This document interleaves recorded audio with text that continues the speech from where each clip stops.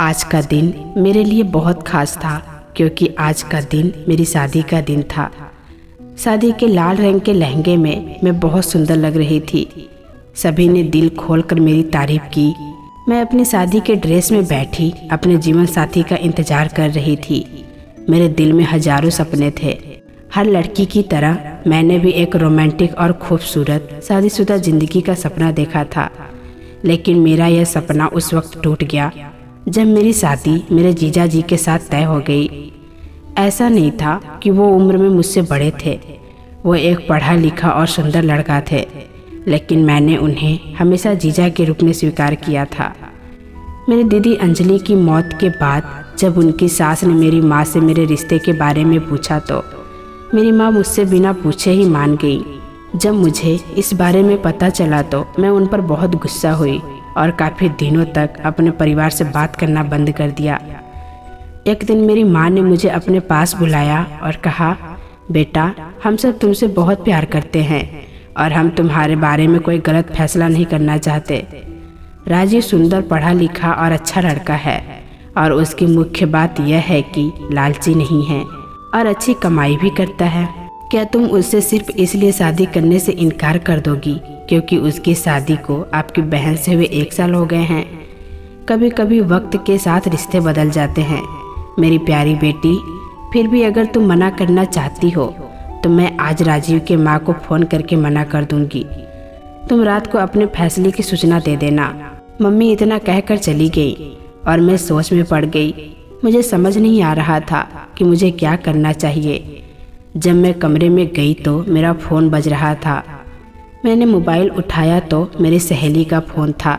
मैं बहुत खुश हुई कि मैं अपनी परेशानी अपनी सहेली को बता दूंगी और कुछ अच्छी सलाह मांग लूंगी, लेकिन फ़ोन उठाने के बाद मैं होश खो बैठी।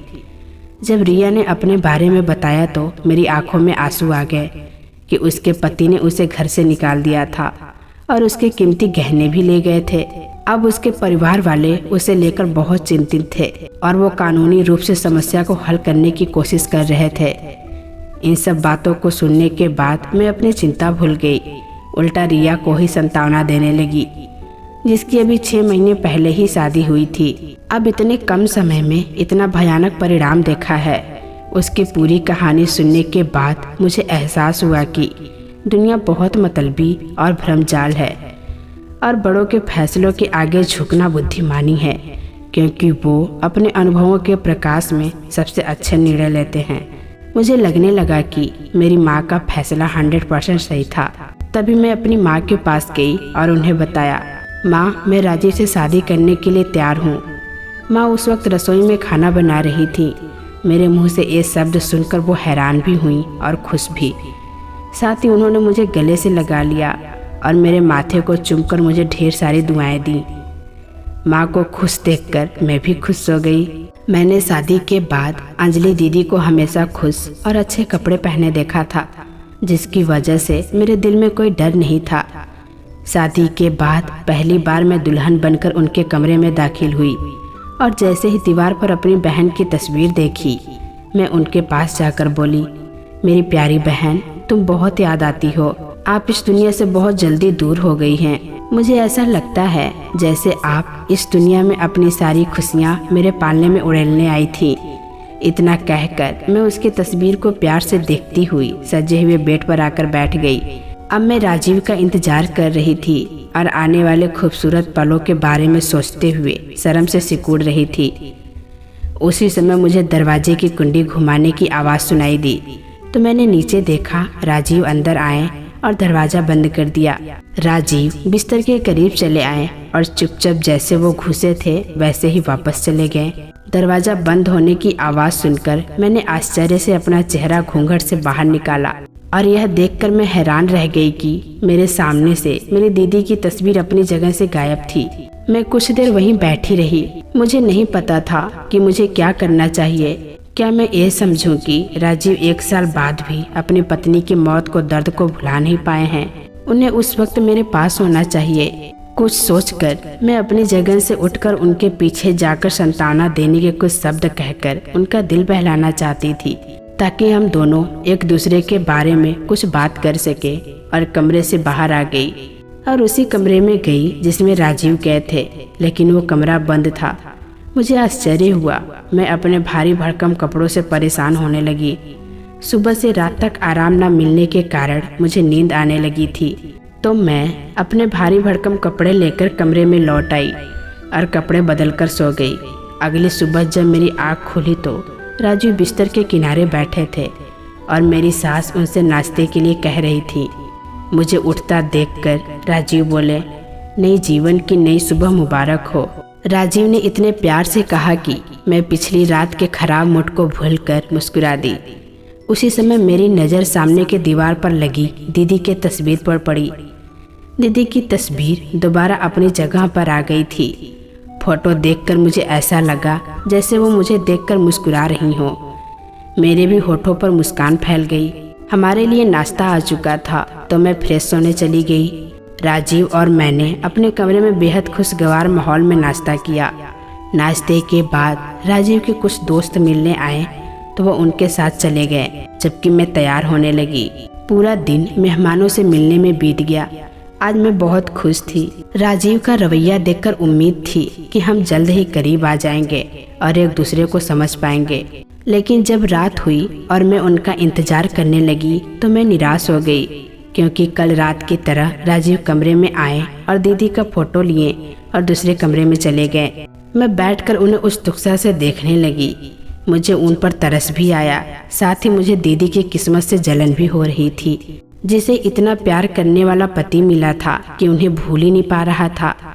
जब मैं कमरे से निकली और राजीव के साथ दूसरे कमरे में गई तो उसने पहले ही कमरा बंद कर लिया था। मैं वहीं खड़ी हो गई थी और मुझे अंदर से राजीव के कुछ कहने की आवाज़ सुनाई दे रही थी। वो किसी से बात कर रहे थे। मैं दरवाजे पर कान लगाकर सुनती रही, पर कोई शब्द समझ नहीं आया। तब मेरी सास मुझे आती हुई दिखाई दी। उन्होंने पूछा, क्या हुआ, तुम यहाँ क्यों खड़ी हो? अब मैं उन्हें क्या बताती कि 2 दिन की दुल्हन अपने पति के पीछे भाग रही है और वो जान छुड़ाकर भाग रहा है। मेरी शक्ल देखकर मेरी सास खुद ही समझ गई और बोली, कोई बात नहीं, कुछ दिनों की बात है, फिर सब ठीक हो जाएगा। मैं निराशा में अपने कमरे में वापस आ गई और दीदी और राजीव के जीवन के बारे में सोचते हुए बिस्तर पर लेट गई। हम 2 बहनें थीं। अंजलि दीदी मुझसे 3 साल बड़ी थी। शादी के बाद मैं अक्सर अपनी दीदी को अजीब सी उलझन में उलझा हुआ देखा करती थी। खासकर जब मैं उसके घर रहने आती थी तो वो रात के कई घंटों तक बाहर टहलती रहती थी। जब भी मैंने उनसे कारण जानना चाहा तो वो हंसती और मुझे टालते हुए कहती, बस यूं ही कमरे में दिल घबरा रहा था, इसीलिए मैं बाहर आ गई थी। ये बात एक बार मैंने अपनी माँ से कही तो वो भी हंसी और बोली, पगली, नए घर में एडजस्ट होने में थोड़ा टाइम लगता है। जब भी दीदी हम लोगों से मिलने आती तो वो बहुत सजी सवरी और खुश होती थी, इसीलिए मैंने भी इस भ्रम को अपने दिल से निकाल दिया था। लेकिन एक बार रात को जब राजीव दीदी को हमारे घर रात बिताने के लिए छोड़ने आए तो मुझे उनका तौर तरीका संदेहास्पद लगा। मानो वो नशे में हो या नींद के प्रभाव में हो, या फिर शायद वो उस दिन जल्दी में थे और इसीलिए दीदी को हमारे घर छोड़ने के बाद कार को हवा में उड़ाते हुए चले गए थे। मैं दीदी से इस बारे में पूछना चाहती थी, लेकिन जब मैं उनसे पूछने के लिए उनके कमरे में गई तो वो आंखें बंद किए आराम कर रही थी। मैंने उन्हें छेड़ना उचित नहीं समझा और वापस अपने कमरे में चली आई। अगली सुबह मैंने यह बात दीदी को बताई तो उन्होंने कहा कि ऐसी कोई बात नहीं है, हमारी बस थोड़ी सी लड़ाई हुई थी, इसीलिए वो अंदर नहीं आए। फिर 2 दिन बाद राजीव बहुत ही खुश होकर दीदी को लेने आए और उनसे माफ़ी भी मांगी। दीदी का जीवन बहुत अच्छा चल रहा था, लेकिन अचानक कुछ महीनों के बाद वो हम सबको रोता हुआ छोड़कर चली गई। उनके मौत की खबर हम सब पर बिजली गिरा गई थी। सास ने कहा था कि अंजलि को अचानक सीने में दर्द हुआ, जो शायद दिल का दौरा था, जिसके कारण वो बच नहीं पाई। इस सदमे से बाहर निकलना हमारे लिए बहुत मुश्किल था, लेकिन क्रूर समय जो हर गम पर मरहम लगा देता है। कुछ समय बीतने के बाद हम भी जीवन में अपने मामलों में लौट आए। मेरे माता पिता ने राजीव से मेरी शादी इसलिए की ताकि मैं दीदी की तरह उसके साथ खुश रह सकूं, लेकिन उसका रवैया मेरे समझ से परे था और रात में दूसरे कमरे में दीदी का फोटो ले जाते और उनसे बात करते थे। मैं उनका दुख बांटना चाहती थी, लेकिन मुझे यह मौका अभी तक नहीं मिला था। मैं इन्हीं ख्यालों में सो गई। मैंने बहुत ही अजीब सा सपना देखा। मैंने देखा कि अंधेरे कमरे में दीदी की सिसकियां गूंज रही थी। मैं अंधेरे कमरे में अपने दोनों हाथों से दीदी को छूने की कोशिश में इधर उधर घूम रही थी, लेकिन मैं दीदी को छू नहीं पा रही थी। तुम मेरे सामने क्यों नहीं आ रही हो? मैंने थक कर कहा तो वो रो पड़ी और बोली, तुम मुझे तभी छू सकती हो जब मुझे इंसाफ दिला दो। मेरी बहन, तुम मुझे इंसाफ दिला सकती है। इससे पहले कि मैं दीदी की बात समझ पाती या उनसे कुछ पूछ पाती, मेरी आंखें खुल गई। कमरे में हर तरफ अंधेरा था। शायद लाइट चली गई थी या किसी खराबी के कारण बंद थी। मेरा पूरा शरीर पसीने से लथपथ था और मेरी सांसें जोर जोर से चल रही थी, लेकिन मुझे किसी बात की परवाह नहीं थी। मेरे दिमाग में सिर्फ दीदी की बातें गूंज रही थी। एक बात तो मैं आप लोगों को बताना ही भूल गई कि मेरी बहन बहुत ही धार्मिक थी। वो हर भक्त भगवान की पूजा उपासना में लगी रहती थी। कभी कभी तो मैंने रात में भी भगवान जी के सामने हाथ जोड़कर खड़े देखा था। अगली सुबह राजीव के बाहर जाने के बाद मैं बराबर वाले रूम में आ गई। मैं देखना चाहती थी कि वहाँ क्या था। कमरे के अंदर आई तो देखा इस कमरे में एक सोफा सेट और एक अलमारी के अलावा कोई फर्नीचर नहीं था। मैंने अलमारी खोली तो देखा कि दवा के कुछ खाली रैपर थे। मैंने उन्हें उठाया और उल्टा किया। ऐसा दीदी की दवाएं थीं, क्योंकि मैंने अक्सर उन्हें उनके बैग में देखा था। पहले तो मैंने ध्यान नहीं दिया, लेकिन इस दवा का नाम पढ़कर मैं दंग रह गई। लेकिन फिर मैंने सोचा कि शायद मुझे कुछ गलत फहमी हो गई है, इसीलिए मैंने वो रैपर वहीं रख दिया। अभी अलमारी बंद ही कर रही थी कि एक छोटा सा शॉपिंग बैग मेरे पैरों में आकर गिरा। मैंने देखा कि वो नशीली दवाओं से भरा हुआ था। मैं बहुत हैरान हुई। मैं वो बैग वहाँ से उठाई और चुपके से अपने कमरे में ले आई। शाम हुई तो राजीव बेचैन होकर घूमने लगे, जैसे उनका कोई कीमती चीज खो गया हो। मुझे उनकी बेचैनी महसूस हुई, लेकिन मैं इसे नज़रअंदाज कर दी, क्योंकि अगर वो ड्रग्स का इस्तेमाल कर रहा था तो एक अच्छी पत्नी होने के नाते मुझे उसे रोकना चाहिए था। यही दवाइयाँ मैंने दीदी के बैग में भी देखी थी। शायद राजीव की इस आदत को छुड़ाने के लिए वो ये नशीली दवाइयाँ अपने बैग में रख लेती थी। कुछ सोचकर मैं कमरे में आ गई। मुझे पता था कि राजीव का पसंदीदा डिश पालक पनीर है, इसीलिए मैं उसे बनाने के लिए किचन में गई, क्योंकि मैंने सुना था कि आदमी के दिल का रास्ता उसके पेट से होता है। इसलिए इस बात को फॉलो करते हुए राजीव के लिए पालक पनीर बनाया। दीदी भी राजीव को खुश करने के लिए उनकी पसंदीदा डिश बनाया करती थी।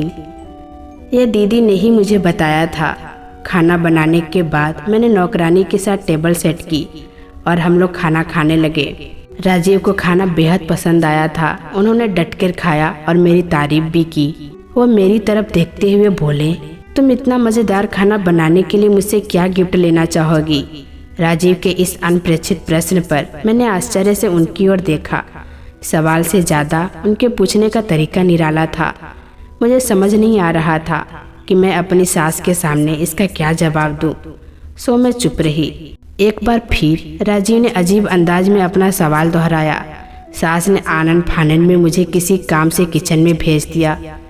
मैंने रसोई की खिड़की से देखा कि वो अपने बेटे को धीमी आवाज में कुछ कह रही थी। राजीव का व्यवहार बहुत अजीब लगा।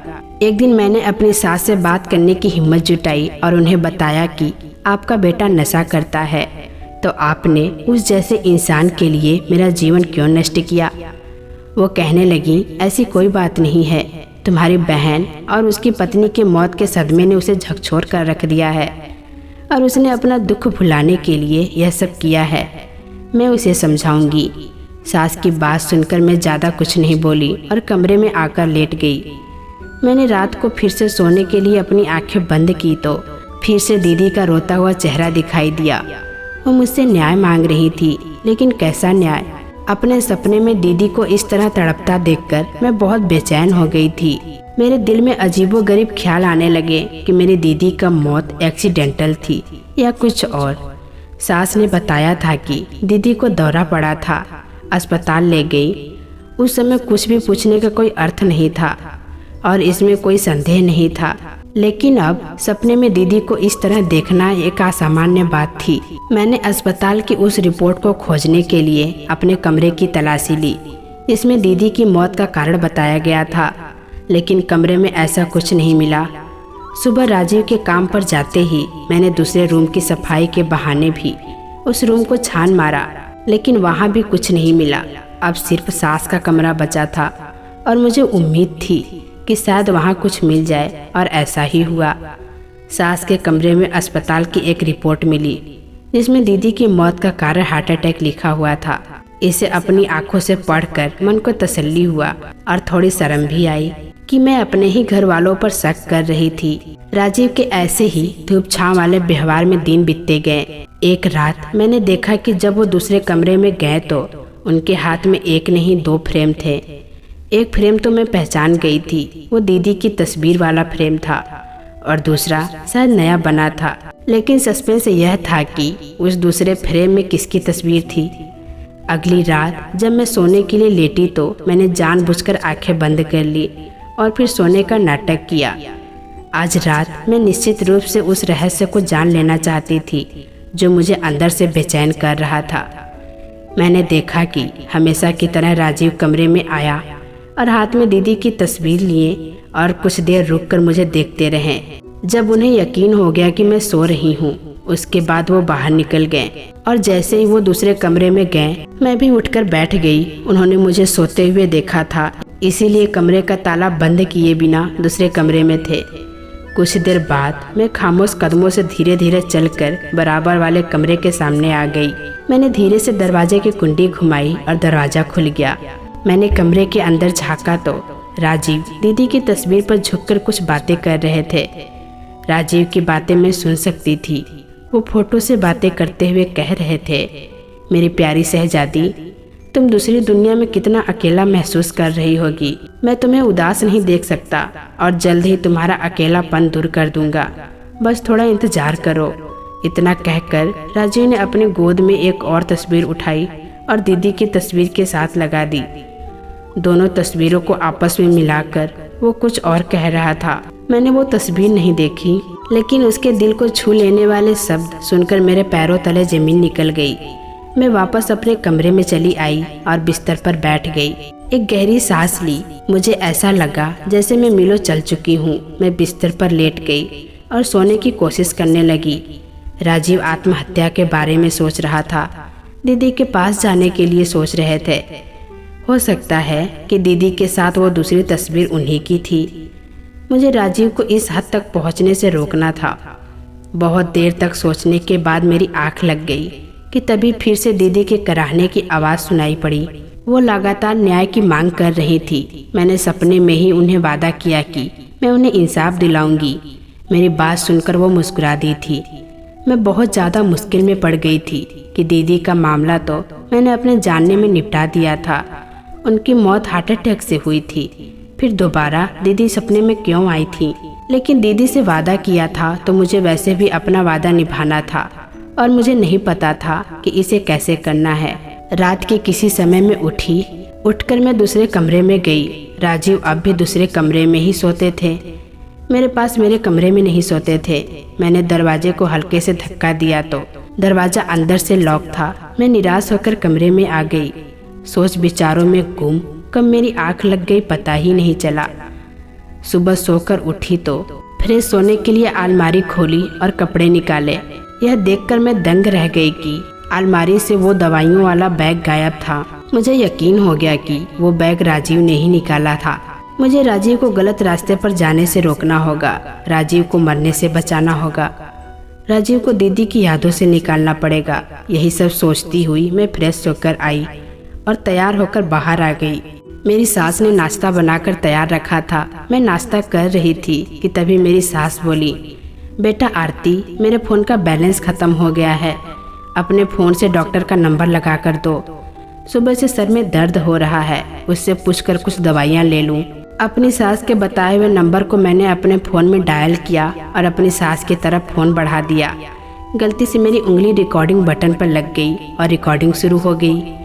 ये अनजाने में हुआ था, जानबूझकर ऐसा नहीं हुआ था। मेरी सास बात करती हुई अपने कमरे में चली गई थी। मैं भी अपने कमरे में आ गई, ये सोचते हुए कि जब मम्मी जी बात कर लेंगी तो खुद ही फ़ोन दे देंगी। काफ़ी देर के बाद मम्मी जी फ़ोन लेकर आई थी और मुझे फ़ोन देकर वापस चली गई। फ़ोन को चार्जिंग पर लगाकर मैं राजीव के बारे में सोचने लगी। वो दीदी से कितना प्यार करते थे। दीदी की यादों को अभी तक भुला नहीं पाए हैं। यहाँ तक कि वो दीदी के पास जाने को सोचने लगे हैं, यानी खुद को मारना चाहते हैं। यह सोचकर मैं काँप उठी। मेरा पूरा दिन इसी सोच विचार में निकल गया कि कैसे राजीव के इस दिल से दीदी की यादों को निकालूं, कैसे राजीव के दिल में अपनी मोहब्बत पैदा करूं। लेकिन कुछ भी समझ नहीं आ रहा था। यही सब कुछ सोचते सोचते शाम हो गई। शाम को राजीव ऑफिस से घर आए तो उनके हाथ में एक पिज्ज़ा का डिब्बा था। राजीव कमरे में आए और बोले, आरती, ये मैं तुम्हारे लिए लाया हूँ, क्या तुम्हें पिज्ज़ा पसंद है? पिज्ज़ा मुझे बहुत पसंद था। मैंने खुश होते हुए कहा, हाँ राजीव, मुझे पिज्ज़ा बहुत पसंद है। राजीव के चेहरे पर एक अजीब सी मुस्कुराहट आ गई जिसे मैं समझ न सकी। उसी मुस्कुराहट के साथ बोले, अच्छा तो ये लो, खा लो पिज्ज़ा। राजीव ने मेरी तरफ पिज्ज़ा बढ़ाया ही था कि तभी बाहर से मेरी सास ने राजीव को आवाज़ लगा दी। राजीव पिज्जे का डिब्बा मुझे देखकर बोले, लो जल्दी से खा लो, नहीं तो ठंडा हो जाएगा। यह कहकर राजीव बाहर चले गए। मैंने सोचा क्यों न अपना पसंदीदा सीरियल सुनते सुनते पिज्ज़ा खाया जाए। इसी इरादे से मैंने फ़ोन उठाया। जो एपिसोड मिस हो जाते थे मैं उनकी रिकॉर्डिंग कर लिया करती थी। मिस एपिसोड की रिकॉर्डिंग सुनने के लिए मैंने फ़ोन में रिकॉर्डिंग खोली। सबसे ऊपर वाली रिकॉर्डिंग वही रिकॉर्डिंग थी जो मेरी सास ने डॉक्टर से बात की थी। मेरे दिमाग में ख्याल आया, मेरी सास ने इतनी देर बात क्यों की? उनके सर में दर्द हो रहा था, सिर्फ दवाइयाँ ही पूछनी थी। फिर भला दवाई पूछने के लिए इतनी देर बात करने की क्या ज़रूरत थी? ना चाहते हुए भी मैंने वो रिकॉर्डिंग खोल ली और उस रिकॉर्डिंग को सुनने के बाद मेरे शरीर में जान ही नहीं रही। ऐसा लगता था जैसे मैं अभी गिर पड़ूंगी। सोचने समझने की शक्ति खो चुकी थी। मेरी सास उस डॉक्टर से कही थी कि डॉक्टर साहब, आपकी दी हुई दवाइयों से मेरे बेटे को कुछ फ़ायदा नहीं हो रहा है। आपने तो कहा था कि उसकी दूसरी शादी करवा दो, वो अब ठीक हो रहा है। लेकिन वो तो बिल्कुल ठीक नहीं हो रहा है। अपनी पहली पत्नी को मारने के बाद अब वो अपनी दूसरी पत्नी को भी मारने की योजना बनाने लगा है। मैं आपको अब तक न जाने कितने पैसे दे चुकी हूँ। आप मेरे सारे के सारे पैसे वापस कर दीजिए। मेरे बेटे को बिल्कुल भी फायदा नहीं हुआ। और मेरी सास की बात सुनकर डॉक्टर जोर से हंसा था और बोला, देखिए, आपका बेटा दिमागी मरीज है, उसे ठीक होने में थोड़ा टाइम लगेगा। रही बात पैसों की, तो मैं आपको एक भी पैसा नहीं दूंगा। आपके कहने पर ही मैंने आपकी बहू की नकली रिपोर्ट बनाई थी कि उसकी मौत हार्ट अटैक से हुई है। अगर मैंने आपके बेटे की और आपकी यह काली करतूत पुलिस में जाकर बता दी तो जिंदगी भर जेल की हवा खाते रहना। कल आ जाना मेरे पास, दवाइयाँ बदल दूंगा। धीरे धीरे आपका बेटा ठीक होने लगेगा। और हाँ, मेरी फीस जरूर लेते आना। इतना कहकर उस डॉक्टर ने फ़ोन काट दिया था। मैं रिकॉर्डिंग सुनते ही सन्न रह गई। इसका मतलब मेरी दीदी की मौत हार्ट अटैक से नहीं हुई थी। मेरे दीदी को मारा गया था, बेमौत मौत के घाट उतारा गया था। तभी तो मेरी दीदी मेरे सपने में आती थी और मुझसे इंसाफ की भीख मांगती थी। तो दोस्तों, कैसी लगी ये कहानी कमेंट बॉक्स में ज़रूर बताइएगा। फिर मिलेंगे दोस्तों अगली वीडियो के साथ। तब तक के लिए अपना ख्याल रखना।